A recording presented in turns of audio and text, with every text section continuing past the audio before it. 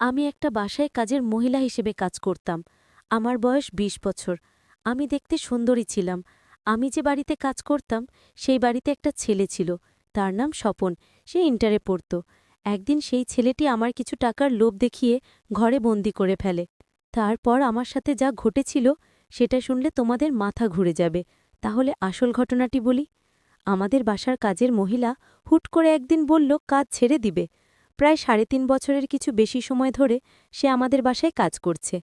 তার কাজ ছিল খুবই ভালো, তাকিয়ে থাকার মতো। আমরা তাকে আন্টি ডাকতাম। কাজ ছেড়ে দেওয়ার কারণ হল সে পরিবারসহ ঢাকা শহর ছেড়ে নিজের দেশের বাড়ি কিশোরগঞ্জ চলে যাবে। হুট করে নতুন কাজে মহিলা কোথায় পাবে, এ নিয়ে আম্মু খুব টেনশনে পড়ে গেল। কারণ এখন ৮০% মহিলারাই গার্মেন্টসে চাকরি করছে। বাসাবাড়ির কাজের চেয়ে গার্মেন্টসের কাজে তাদের আয় বেশি হয়।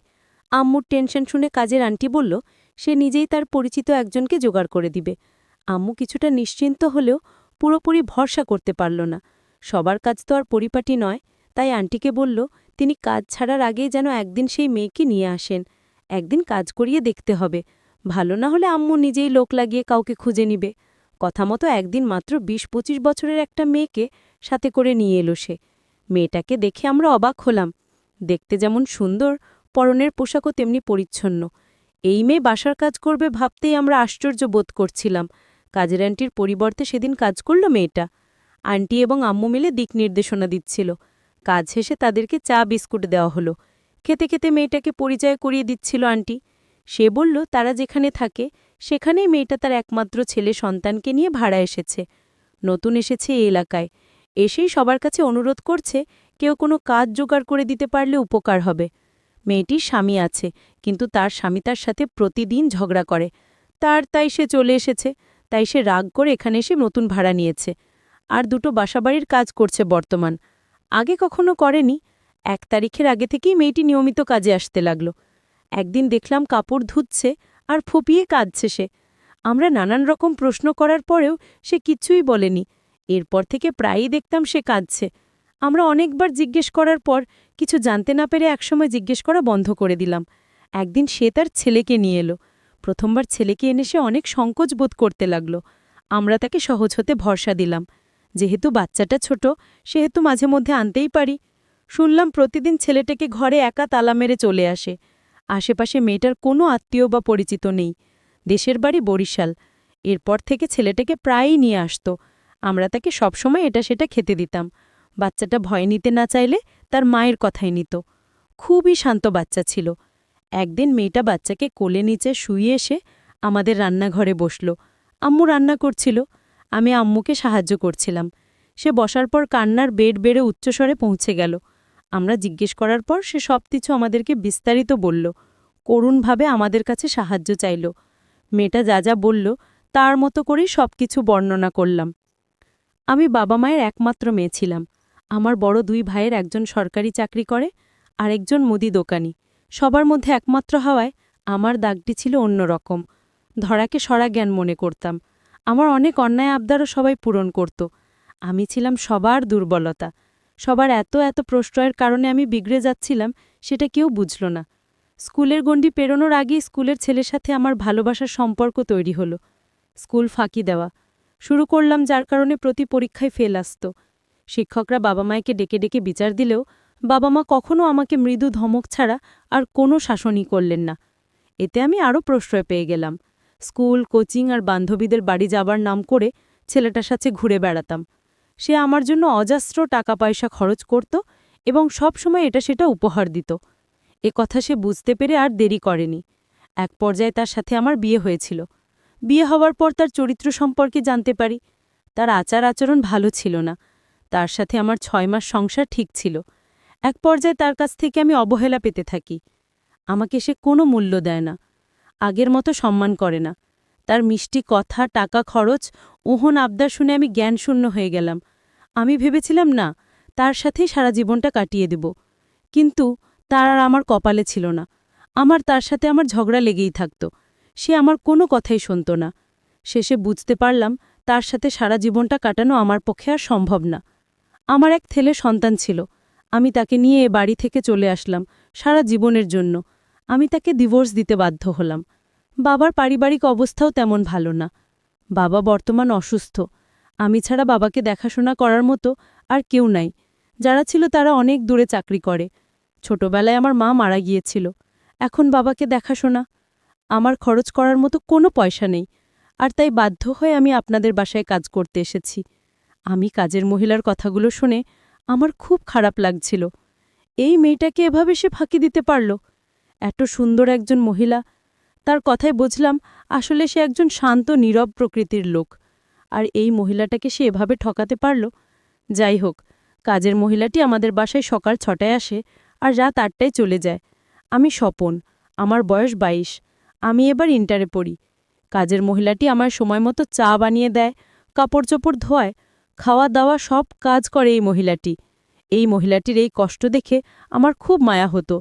তার ছোট ছেলেটিকে নিয়ে আমাদের বাসার সকল কাজ করত। একদিন কাজের মেয়েটি আমায় বলল, স্যার, এ মাস শেষ হতে আরও 5 দিন বাকি, কিন্তু আজ আমার কিছু টাকার দরকার ছিল, কারণ বাবা খুবই অসুস্থ। বাবার জন্য আজ ওষুধ কেনার মতো কোনো পয়সা নেই। তাই যদি আজ 200 টাকা দিতেন তাহলে খুব উপকার হতো। ঠিক আছে, আপনি আসুন আমার সাথে। কাজের মহিলাকে নিয়ে একটা রিকশায় করে বাজারে গেলাম। ওষুধ ফার্মেসি থেকে তার বাবার জন্য ওষুধ কিনে দিলাম। আর তাদের জন্য 2 কেজি গরুর মাংস কিনে দিলাম। আর 1000 টাকা তার হাতে ধরিয়ে দিলাম। নাও, এটা খরচ করো। কাজের মহিলাটি তখন আমায় বলল, এত বাজার দিলেন, আমার এত কিছু লাগবে না, শুধু ওষুধ দিলেই হবে বাবার জন্য। মহিলাটি ভেবেছিল হয়তো তার বেতন থেকে আমি টাকাগুলো কেটে দিব। মহিলা কোনোভাবেই গরুর মাংস নিতে চাইল না।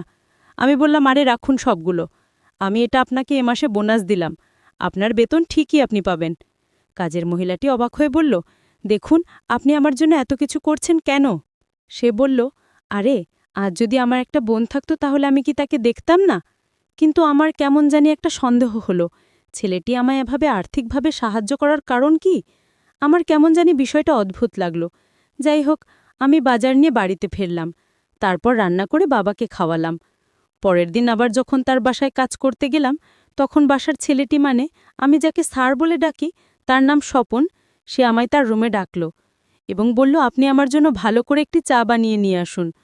ঠিক আছে স্যার, আপনি বসেন, আমি নিয়ে আসছি।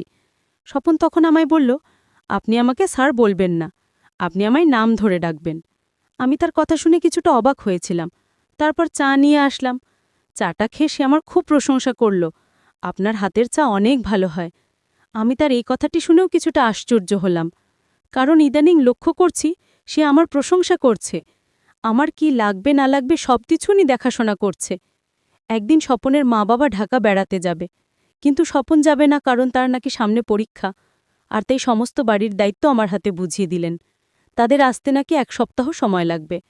আর তাও বলে গেলেন, আপনি এই 1 সপ্তাহ স্বপনের দেখাশোনা করবেন আর রাতেও এই বাড়িতে থাকবেন। আমার কিছুই বলার ছিল না, কারণ আমি যদি তাদের এই কথা পালন না করি তাহলে হয়তো আমার চাকরিটা চলে যেতে পারে। আর তাই বাধ্য হয়ে আমার 1 সপ্তাহ আমি এই বাড়িতে থাকার সিদ্ধান্ত নিলাম। আমার একটা ভয় কাজ করছিল স্বপনের জন্য, কারণ স্বপন ইদানিং আমার বাজার খরচ, তারপর বাবার ওষুধের খরচ কেন দিল। পরের দিন তার মা বাবা চলে গেল ঢাকার উদ্দেশ্যে। এখন বাড়িতে আমি আর ও কাজের মহিলাটি। এত বড় বাড়ি, আর সেই বাড়িতে শুধু 2 জন মানুষ। আমার কেমন জানি একটা ভয় কাজ করছিল। স্বপন বাথরুমে স্নান করছিল, তখন আমায় ডাক দিয়ে বলল, বুয়া, আমি তোমায় ডাকছি, আমার কথা শুনতে পাওনি তুমি? আমি বললাম, বলুন স্যার। তখন সে বলল, তোয়ালেটা নিয়ে যেতে। আমি তার তোয়ালেটা এগিয়ে দিয়ে আসলাম। তারপর আমি এখান থেকে চলে আসলাম। আমি ভাবলাম অন্য কোনো দিন তো আমায় সে বাথরুমে কোনো কাপড় নিয়ে যেতে ডাকে নাই, আজ কেন ডাকল? স্বপনের প্রত্যেকটা কাজ আমার কাছে অদ্ভুত মনে হলো। রাতের খাবার দিতে গেলাম স্বপনের রুমে। স্বপন তখন আমায় বলল, আমি একটা কথা বলতে চাই, কথাটি শুনে যান। আমি বললাম, কি স্যার, বলুন। সে তখন বলল, দেখুন, মা বাড়িতে থাকতে আমি মায়ের রুমে ঘুমাতাম, আমি একা একা রুমে ঘুমাতে ভয় পাই, তাই বলছিলাম। আমি তার কথা বুঝতে পারলাম, কিন্তু আমি কোনোদিন দেখি নাই তার মায়ের রুমে তাকে ঘুমোতে। স্বপন তার রুমেই ঘুমায় একা একা, অথচ আজ বলছি সে একা থাকতে ভয় পায়। স্বপনের মন কি চায় তা আজও আমি জানতে পারিনি। আমি তখন বলেছিলাম, দেখুন, আমি তো আপনার পাশের রুমে ঘুমাই, কোনো সমস্যা হলে বা কিছু লাগলে আমাকে ডাক দিয়েন, আমি নিয়ে আসব। দেখলাম স্বপনের মুখটা কিছুটা কালো হয়ে গেল। স্বপন বলল, ঠিক আছে। তারপর আমি আমার রুমে ঘুমাতে গেলাম। আমার কিছুতেই ঘুম আসছিল না। স্বপনের কথাগুলো বারবার মনে পড়ছিল। সে আমাকে টাকা দিল কেন? আমার মাথায় বারবার এসব চিন্তা ঘুরপাক খাচ্ছিল। পরের দিন সকালে সে আমাকে ৫,০০০ টাকা দিয়ে বলল, এই টাকাটা রাখো।